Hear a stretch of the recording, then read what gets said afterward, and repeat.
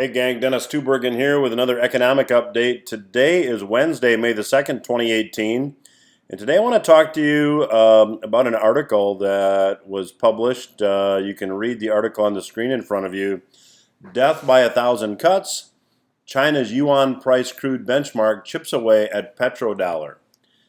Well, I'll give you just a bit from the article, then I've got a couple of comments, of course, as I usually do.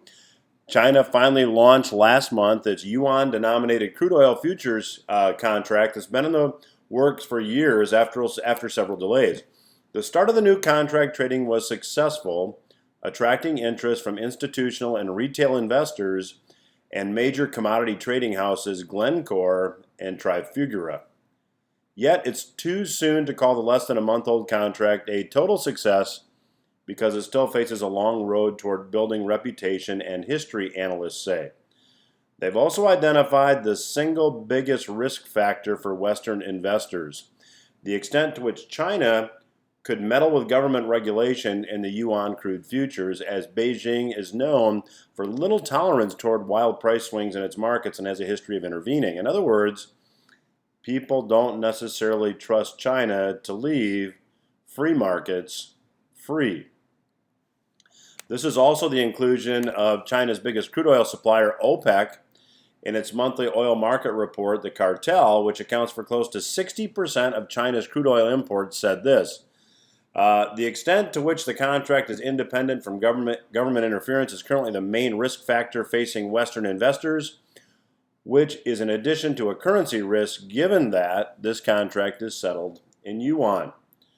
Now, there are a number of thoughts that come to mind here. One, China has openly stated, contrary to what a lot of people may think, that they want to displace the US dollar as the reserve currency of the world. Now, that is certainly something that is becoming more possible for China. China's now got a larger economy than the United States economy when measured in terms of purchasing power parity. China actually contributes more toward the world economy than the United States does. However, there is this trust factor, so it's probably going to take some time for people to be a little bit more comfortable with China, and China is going to have to establish a bit of a track record showing that they can actually be trusted. However, when you look at fiat currencies around the world, and every currency around the world is a fiat currency, meaning it's currency by decree, it's currency and it's money because the government says it's legal tender for all debts, public and private, in the case of the United States. You're seeing all currencies really be manipulated via central bank quantitative easing programs and the like, regardless of what you want to call it. So we have around the world a race to the bottom as far as fiat currencies are concerned. Recent talk of trade imbalances and trade wars are simply going to exacerbate that issue.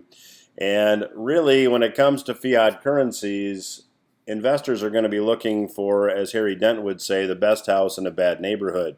That is currently still the US dollar. However, China is making major inroads to displacing the dollar. And certainly the lesson we can take away from all this is to not store all of our wealth, don't store all of our assets in US dollars. That's today's economic update. It's May 2, 2018. I'm Dennis Tubbergen.